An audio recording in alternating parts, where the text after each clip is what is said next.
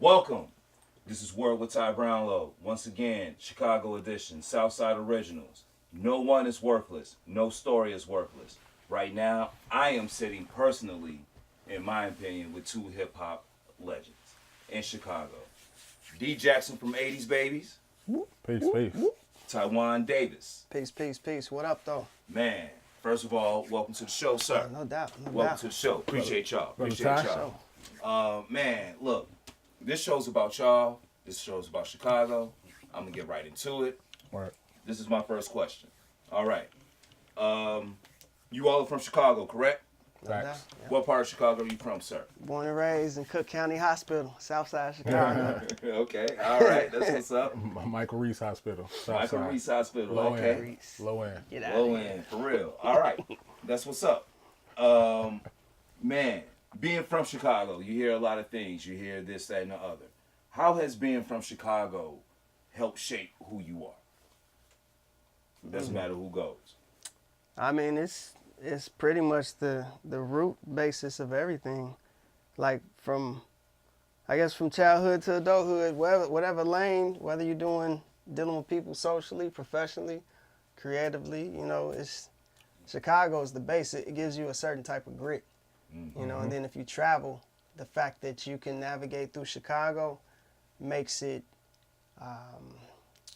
less intimidating to navigate somewhere else. Gotcha. Because you've dealt with the obstacles that come with just living here day to day. You can go somewhere else and at least have a slight bit of confidence to start making those strides to do whatever you're trying to do. Okay. Yeah, I mean, just to piggyback off that, I would definitely say the city helped mold me and prepare me for every situation you could possibly think of. Okay. Whether it's a social situation, whether it's a street situation, whether it's a professional situation, I think you can get, depending on what side of the city or where you're at, you can get preparation from that anywhere. You know what I'm saying? So I definitely credit Chicago with like prepping me for life, to navigate through Real. to any situation. The joys of life and pain out here, man. Yes. I got you. All right. One of the real reasons behind my documentary, I'm trying to figure out what is the biggest misconception that Chicago has. For those people who haven't visited, they've probably seen it on the radio or probably heard it on news, whatever. In your mind, in your opinion, what is the biggest misconception about Chicago? I mean, hands down, it's got to be the violence. Got to be the violence. Yeah. You can't walk outside. No There's no peace anywhere. Yeah. Right. It's a beautiful city, man. Yeah. It's a beautiful city. It ain't perfect, but it's a beautiful city. I got you. You know what I'm saying? But, you ain't never been here. I mean, anybody, you got to watch your back in unfamiliar settings. But, like, it's not all gunplay. It's not all foul. It's a beautiful city. You know what I mean? So, yeah. I mean, a lot of the stuff that we got, a lot of other places got, ours is just magnified. Rightfully so at times, but, the numbers get inflated. Oh, yeah. We don't control the dialogue of the numbers. Fake news for So real. how do we really know these numbers are accurate? So that far as controlling that dialogue, the perception, I definitely would say it's the violence. Because, you live out here, I'm a grown man.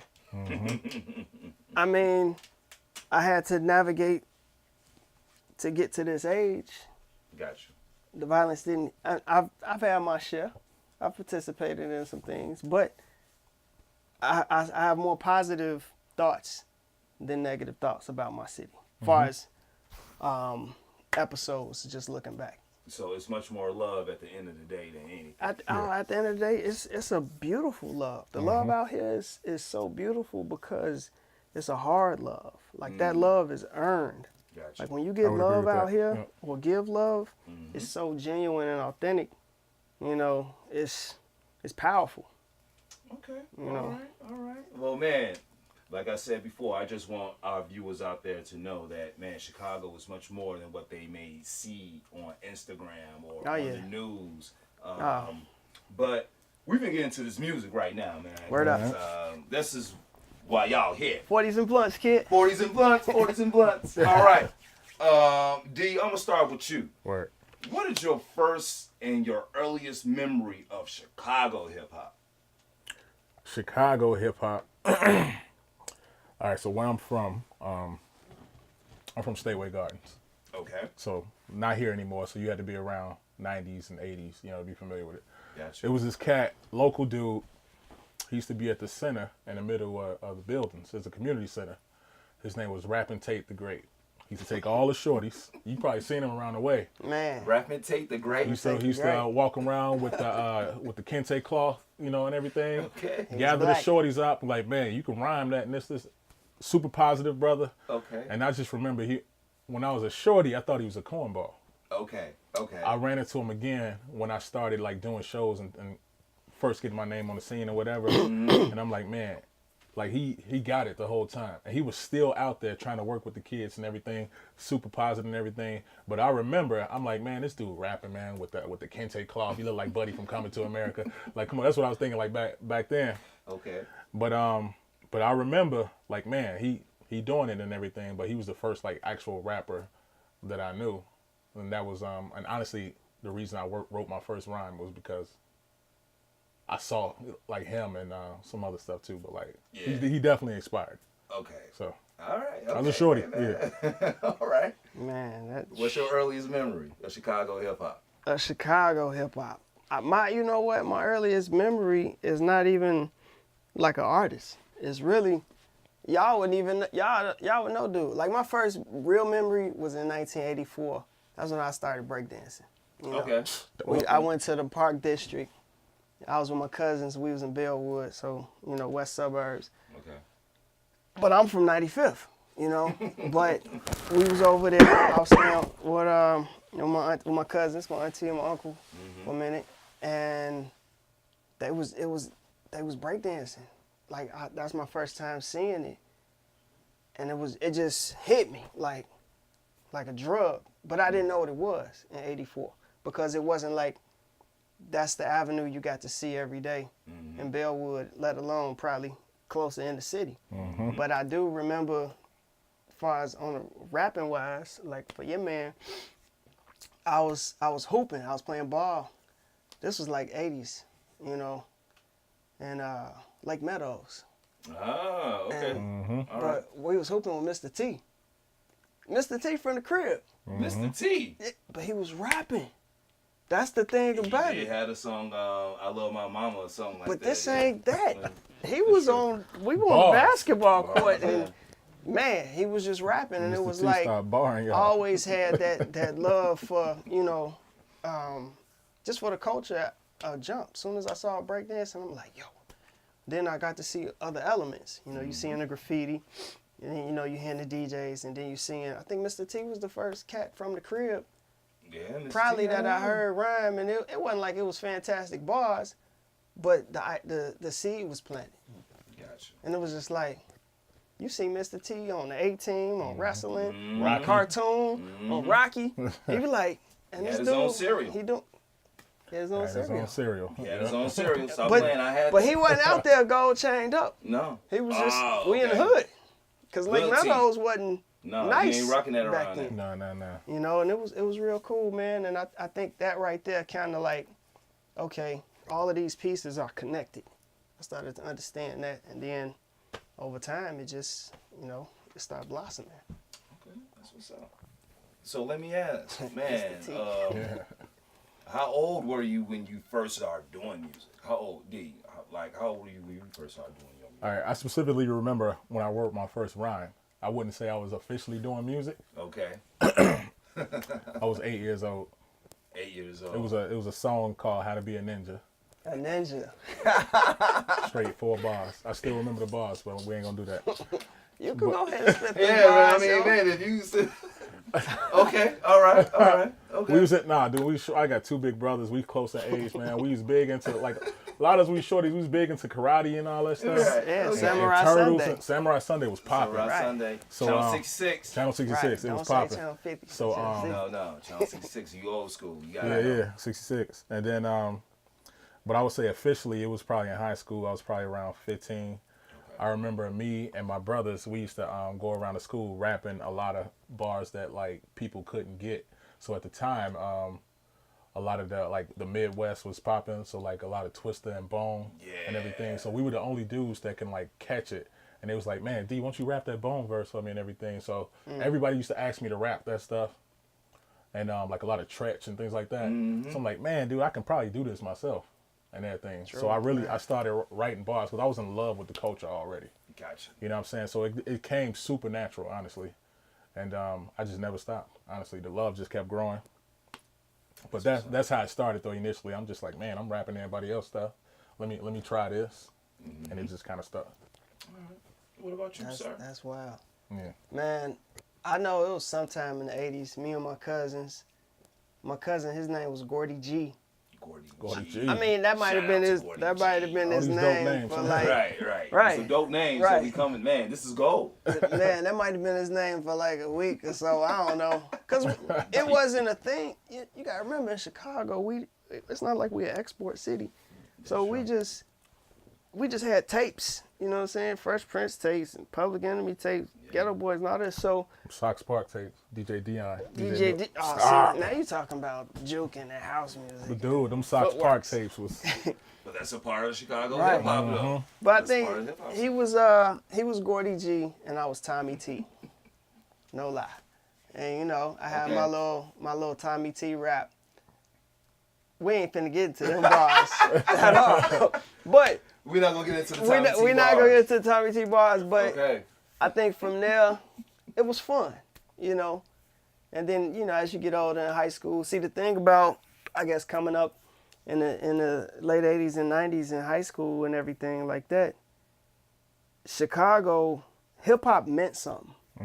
Because, you know, gangbanging was so prevalent for us, especially where I'm from and where he from. And if you from the crib, you know. Yeah, that's just what it is. everybody. Because you don't have to be in nothing, but just you being in proximity gave you association. So either you had to claim something or whatever. You might have needed to, you might not, but you was affiliated at some point. So hip hop kind of gave you a path. Like if you said you was hip hop, you kind of could walk through certain neighborhoods and do certain stuff. PC language. PC language, okay. PC language. But you could do certain things that wouldn't cause any attention. Right. Gotcha. I used to be able to, like I'm from 95th. My mother stayed out east. It's a certain section over there. It's a certain section where she stayed. But how Chicago was, I had to know the language of this section and the creeds of this section to navigate. But if I'm on my hip hop vibe, as far as physically, you can see my dress, how I'm styling, book bag, graffiti, whatever. Ain't nobody worried about me. Ain't paying no Last person attention. they're worried about. Yeah. It's almost like a church pass. Yeah, I got like diplomatic You know, immunity. they give. You know? They So it's like, Oh, he's cool. Just Yeah. go ahead and let him through. He ain't even knowing what we on. nah. So back then it was like, because you could say you were hip hop, you know, it was everything came together. Like the graffiti, the breakdancing, the DJing, the MCing, you know, all of that. You know, it was like, it was all connected. So, you know, that's how you had to navigate. If you didn't have that, you had gangbanging or sports. There you go. Honestly, it was three things. It was the Holy Trinity. And you probably was doing all three of them. Yeah, I knew some people that were doing all three. At one point, I was. Let's see. There you go. I mean, but Who has it? still, at the end of the day, it's about survival. And you know, Right. yeah, even though I may be involved in all three, you really know your limitations Yeah. in each like sector. You know what I'm saying? Like I'm only gonna do so much in this. I'm only gonna do so much in this. I'm only gonna do so much in that. Right. And then along the way, things change, values change. Music came along, boom. Now you're more music, focused. You're Right. more music focused. All that other stuff. Not to say that it doesn't play a part. It's just not as big now. And see, I never even intended on being an MC. Mm. Like I didn't never want to rhyme, but because in the 90s, we called it all city. I was breaking, I was DJing, I was doing graffiti. But everybody did all these things. Like in Chicago, like some of your peers, they didn't have just one skill set. It was multiple skill sets. So rhyming was just another skill set. But because I respected like all the dope MCs, I never put, played with it. I never squandered it. So I had to get my chops up in order to be in the same playing field with my peers. And that's all it was. It wasn't like I'm finna go MC. Well, it's funny that you say that, because my next question, it's funny that you talk about skill sets and, having more than one thing. How has Chicago hip hop changed from your youth to now, to the present day? Like, from when you were growing up to right now, how has hip hop in Chicago changed for you? D. Yeah, that's a great question. My personal experience. I mean, as I matured with hip hop, I think I embraced the culture much more. It was. I mean, I got a different story too, like a unique story as far as like how I kind of got on the Chicago scene too. But I think as I matured with it, I embraced the culture more. It was more what Taiwan was mentioning, like you can't just be rhyming. Right. You know what I'm saying? Like I live this, like I am this, Like when I first came out, like he remember, because I would say he's like slightly before me, the era. But like, so I'm in a group 80's Babies, and most people know Tall Black Guy, super producer Tall Black. So when we get on the scene, we kind of came at the same time, but Tall Black kind of catapulted. He was like this super producer. And so when we first came out with our project, it's like, all right, I gotta prove I know how to rhyme. So you can hear the growth actually from each project. Like the first one. What would you say the first album is like? I was kind of extra with the bars. Like, okay, no, I can really rhyme. The second album, you kind of feel like, oh, they got some dope ass songs. It's like you started to find your voice. Started to find myself. You know what I'm saying? And ever since then, it's just like, oh no, that's Dee Jackson and Tall Black. That's not just Tall Black Guy with that dude he grew up with. You know what I'm saying? So I would say as I matured with hip hop, like I definitely embraced the culture more. So me personally. Yeah. Okay, that's real, bro. Yeah, I mean, I think for me, it's just seeing b-boying first before all the other skill sets, all the other elements. It just, and I grew up doing martial arts. So, my father was a Marine. So I had a lot of military in my family anyway. So I had a sense of discipline and structure. And Virgo. Oh, wait. Nah. But just seeing that b-boying first kind of signified culture at a young age to me. So as I got older, like I said, add all the other skill sets. But back then for us, and when I say my youth, I specifically think of the high school era, because you could come up to somebody you didn't know, and just because of they profile, you knew they was hip hop. And because of that, you knew you had, that was the icebreaker. Okay. You knew it was okay to come start speaking to this person, and you could just relate. You could just say, man, you heard that new Gang Starr joint? Yeah. And next thing you know, you with this person, y'all kicking it, y'all downtown all day for the rest of the day. Somebody you just met. That was culture. Now, that was then. Gotcha. Now, because then we had to research. We had to go get our music. We had to actually do legwork. We'd go to the record store every Tuesday and look at the list and see. We'd be at the Plaza. This album's coming out. Okay. Right. We'd be at the Plaza. We'd be at Ford City. You looking up and seeing everything that's coming down on Tuesday. Now you don't have to do the physical work, legwork, to go consume your music and your culture. So what has changed for me is the way it's distributed. Like it was an adventure to go get it. Yeah. And that I made beautiful relationships with people, burned bridges, created bridges. Gotcha. Because I had to go get it. Now it comes to me whenever I want. I don't really have to, and when I say me, the average person now, they could be a hermit. They could be in the crib and not physically participate in it. So for me, I just think the big change is how it's distributed. Like you don't have to socialize to get it.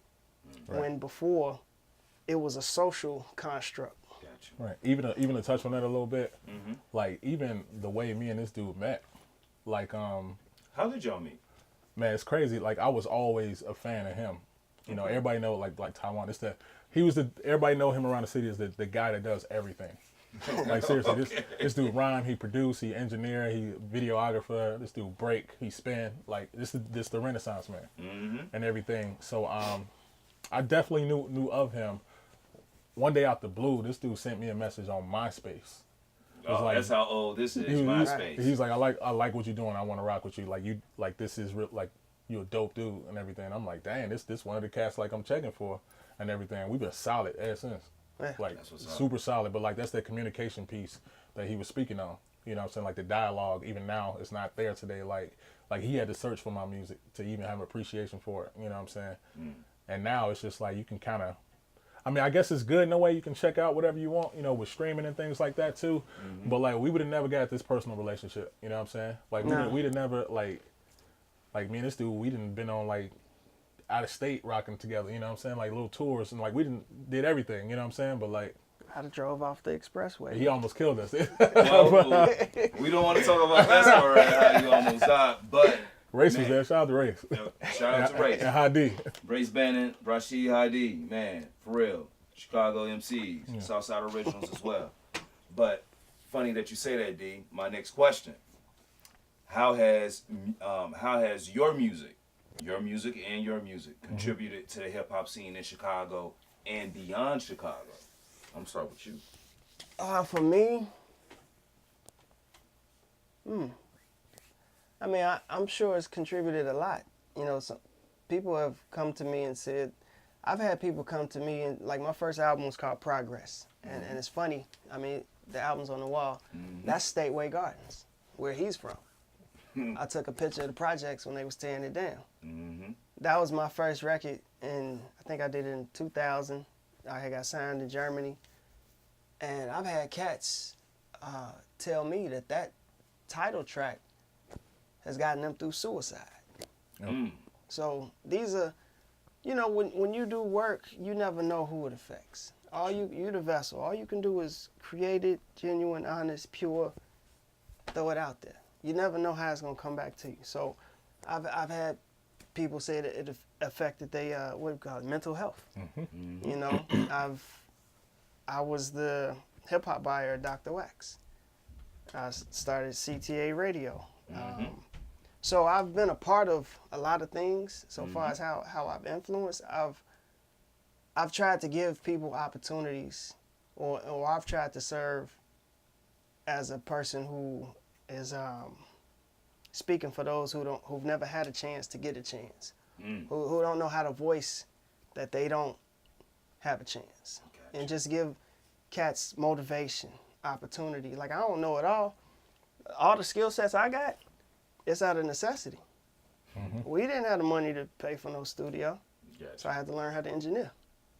We didn't have the money to pay for artwork, so I went to college for graphic design. We didn't have nobody do the videos. I went to school for film.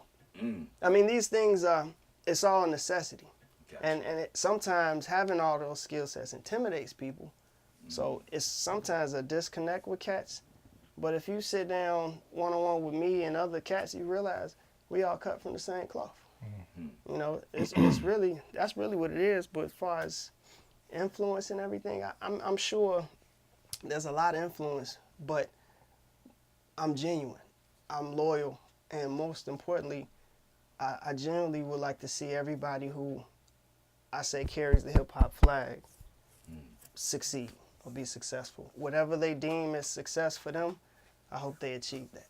That's right. I hope everybody gets a passport and goes to see the world, because my first time from the crib was from well, you know, I went to college, but to go from 95th, then to go to London, Paris, Amsterdam. London, Paris. That's my first out the box. It changes your whole perspective on things. And I'm sorry, let me just stay there for a second. Let me just ask, man, coming from 95th and State, for those of you who don't know, man, 95th and Dan Ryan. Yeah. 95th and Parnell. 9183 South Harvard. These Princeton are Park. both sides of, the Chicago South Side. how do you get from there to like Paris? How do you get from there to London? Like, what's your mental, like, how? Because at the end of the day, we're still talking about Chicago. You're still talking about there's a Dee Jackson out there. There's a Thaione Davis out there. They're walking around trying to get to where you've been. Definitely. You know, not even to where you're going, to where you've been. Mm-hmm. Right. That's real. How does one even get to where you've been? You just gotta, I guess you have to maintain a certain level of innocence, because, I mean, it's just, you have to prepare yourself for opportunity, and not, you know, it's trivial to say don't take yourself too serious, but I would rather say you have to maintain a level of innocence, a level of purity. Like, for me to go overseas, real simple story, real quick. So I think I was done with U of I, you know, college or whatever. The first time leaving the crib, the price that it cost to go get a plane ticket to go out to LA or to San Francisco or whatever, Cali, was the same price it cost to go to Amsterdam. So, and I seen this in the newspaper. So, you know, I'm like, I want a passport, so I go overseas. I went overseas. Now, I went over there. I was always DJing. This was before 9/11, so customs, navigating through customs was easier. I took about, I don't know, I had a little phony demo, but I had a bunch of mixtapes. And this is before CDs was, well, we ain't even talking about CDs now. Man. Put it like this. Yeah. You old enough to know the CD burner was a 2X. So it took an hour to For one burn. joint. Right, it took an hour to burn a 50-minute mix. That is old school, y'all. Right, so I ain't taking no The tapes 2X. over there because I ain't want them to be too heavy. I took a bunch of CDs in a big box. I got to Amsterdam. I went through English Channel. Got in France, you know, Paris. And meanwhile, as I'm going, I'm just giving away, you know, copies of the mix. A month later, I get a email from Germany talking about, we like your music. I had my little phony demo in there. We want to sign you. So I got signed in Germany off of randomly going overseas with my homeboy. But I was prepared for the opportunity. I still had a sense of innocence because I didn't go out there. I wasn't trying to rhyme. I was hip hop culture, like how you said earlier. Hip hop for Chicago cats, or for cats in our age, in our era, it's not contrived. Everything I do is hip hop, and we can get into long discussions about that. But from Chicago, your whole essence, what you represented, it meant something. Gotcha. So when I went out there to Europe, you know, I wasn't pursuing anything. I was just going to get this new perspective, see this thing. Leaving Chicago, first time out. I'm overseas. And I learned a lot about myself. I learned a lot about blackness, perceived blackness. You know, because not to even go on a tangent. This is a real brother, quick. this is real talk. So I'm in Schiphol Airport. We're in Amsterdam. Seen this chick. She was so beautiful. I mean, man. Okay, all right. And she said, I'm throwing serious game. I'm overseas. And she was from Curacao. Right. It just sounds like I need to be there. Y'all can look that up on the map. Yeah, Curacao. y'all look that up. I don't even know how to spell it, but yeah, that's where she was from. I guarantee you should go there, though. We've got passport stamps to show that. Okay, But there you go. she was asking me a question, and she was like, where are you from? Okay, cool. I'm from Chicago. Well, where are you from? I'm from the South Side. But where are you from? What are you? What do you mean? I'm black. But what are you? Crickets. Like, I don't understand, right. Because she thought I was Muslim. I had a little, little baby beard or whatever. Got you. And at that age, it hit me that cats over here identify with a root. They have a root to themselves. If we from Chicago or you from America, whatever, where's your root? So I learned that like the third day there. And as I'm going around, because cats identify, well, I'm Nigerian. I live in Brixton, but my root is Nigeria. Gotcha. You know, I'm Senegalese, but I take the RER train to the suburbs of Paris. I'm black from Chicago. No. You know. Wow. That's real. So. That's real. That's real. Well, man, I'm just. Yeah, right. So. Thank you. Man. It's a lot of. Great answer. That's a great answer. Maintain a sense of innocence. Right. Stay prepared. Well, man, D, I don't know if you have that, but whatever you do have, please share. So I don't even remember the question. Okay, so I'm gonna ask you one more time. We're just talking now. How has your music contribute to the hip hop scene in Chicago? Okay, oh yeah. And beyond? You know what? Actually, I do got a similar answer as Taiwan. I have been told, like, because I don't want to label myself, but if I had to, I am a conscious artist. Gotcha. You know, so I got those stories where people told me, like, fam, like, you really helped me get through the day. You really helped me navigate through this difficult time and things like that. I remember a story in particular, a younger artist, we were doing this festival, the 79th Street Festival. Okay. It was really dope, man. It was about 4,000 people out there. I would say at least 3,000 of them was kids. Okay. Yeah, so it was really dope. A lot of family and everything. And they invited us back a lot for maybe 4 or 5 years straight. You ever do it with me? You did it with The me. Renaissance Festival on 79th. Yeah, On the strip. Yeah, between Loomis and Racing. Right. We had it all blocked. Yeah, so we did Shout it a couple out. times. Yeah, it was dope festival. And I remember these shorties came up right behind us, was like, man, dude, you was just so dope and everything. Won't you stick around and watch us and everything? And they did their thing. It was something different, you know what I'm saying? But when they came out, Buddy was just like, man, dude, I need to get more like you, because I hate that I had to edit myself so much on stage. You know what I'm saying? It's like, I mean, I choose my words wisely. Not saying I don't rock with somebody who might, sometimes you might got to get vulgar to get your point across. Me. Sure. But yeah, I mean, he's the dopest dude in the world. But I remember specific stories like that. I remember this one dude. He's a super fan. Come to every show. He even came to a couple out of town shows. And one song in particular I want to talk to you. He said it really every day, that's his fix. When he needed any type of energy or uplifting or anything. That's what So really my whole catalog is kind of conscious and uplifting. So similar to Taiwan, I get a lot of that, and to me that's super rewarding. That's enough to do it right there. You know what I'm saying? So yeah. That's what's up, man. Hey, man, that's dude. All right, man. Chicago is complex, man. I'm sure other places. What we do, and all our peers, it's a lot of layers to the onion. There's a lot of layers to it. It's the wild onion. That's why it's Chicago. The wild onion. For real. Them honeys. Man. All right, man. I'm getting towards the end, but man, this has been great. Word. But what is one word that best describes Chicago and your music? If I had to, I used it before, but I would definitely say culture for Chicago. It's a lot of culture here. Gotcha. It's a lot of culture. As far as my music, man, I would say me. It's me.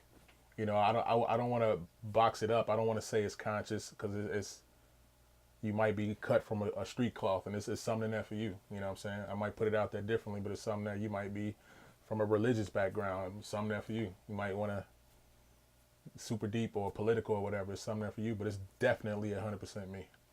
Gotcha.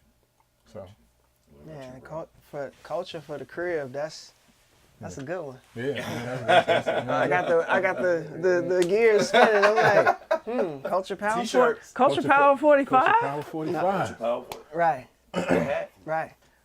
From the crib, I would say, what describes the music from the crib? What is one word that best describes you Right. and your city? Well, I'm sorry, your music and your city. I'm sorry. My city is dynamic. Great word. Because anything can happen at any moment of time in Chicago. Period.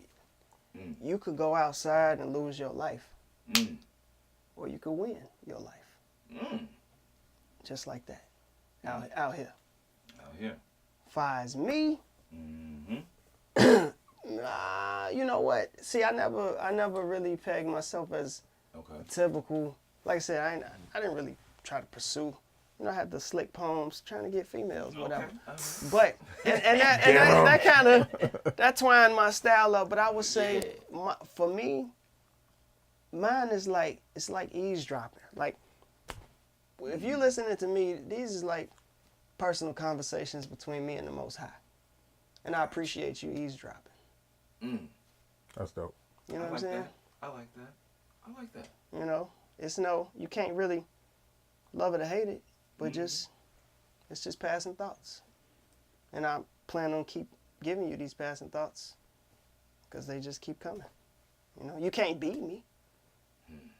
I will say that. Like, you're not going to beat, you might be better than me, bigger, faster, tougher, more bars, whatever. You can't outwork me. Ain't nobody got more bars. Not me.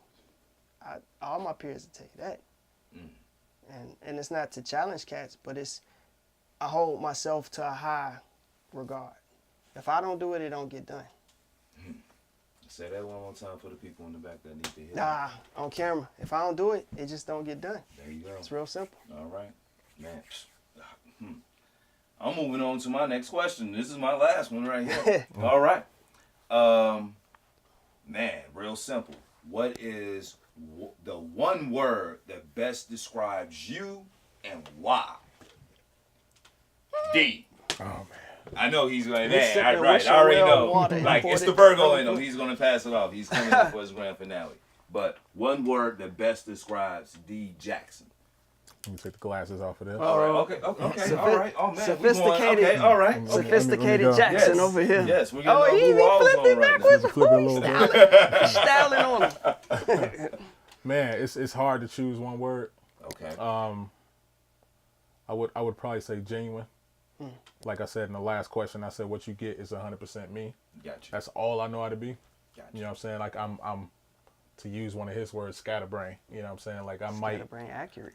Yeah, scatterbrain accurate. But like I might give you the straight "Let's Start the Revolution" song. The next song I might spit some bars about my daughter. You know what I'm saying? I might go into some love songs. I might talk about Chicago. I might anti-police, you know, whatever. But it's me, it's genuine. These are thoughts from Dee Jackson, you know what I'm saying? So like I would have to go with genuine. Genuine. I like that, brother. Hey. Word. You know what? Yeah, I would say diligence. Diligence. Just flat out diligence. I like that. Because why are we going with diligence? I mean, you know, cats see the art, the culture that they see what's on the surface. Everybody got their own demons. You know, you from the hood, you get a level of PTSD. Whatever. We don't talk about a lot of black males, black women, black community. We don't talk about. We don't have a platform a lot of times to talk about a lot of things, mental things, whatever. You just gotta shape up, ship up, deal with it, keep moving. Diligence just would encompass all the everyday random stuff I gotta go through, and sometimes I gotta support my peers. You know what they say. What's the phrase? Like, check on your strong friend. Yep. I'm the strong friend, but Check I on have you. to be diligent. I gotta check on myself though. So I have to be diligent. I mean, it's leadership by example. I'm the oldest of 5, so it's a title I take with with pride. I have no problem doing the work because, like I said, it's got to get done. So yeah, I definitely say they diligence to cover every base of the picture. Man, I don't even know what to say, man. This has been great, dude. I've had a ball sitting here, sitting, listening to you. Let me just say, man, once again, for those of you who may not know why I'm doing this, man, this is Southside Originals. Those people who are still here, man, originally from the South Side, still live on the South Side, still do it on the South Side, and it's successful. Man, that's what it's about. And I couldn't pick two better people to represent the hip hop community than these two right here. My man. So I just want to say thank you, brother. No I doubt. appreciate Sure. it. Man, brother D. Sure. Pleasure, thank you, man. Hey, Pleasure. I feel like I've gotten the inside view. I feel like I'm on my Oprah right now. You know what I'm saying? I can't give y'all no cars or no books, but man, What's you on know, the I can seat? give y'all views on my YouTube channel. So it's all good though. Yes, sir. Man, once again, I want to thank all of you all for tuning in, checking this out. Once before, no one is worthless. No story is worthless. This is Ty Brownlow. We out. Peace. Peace. Cut.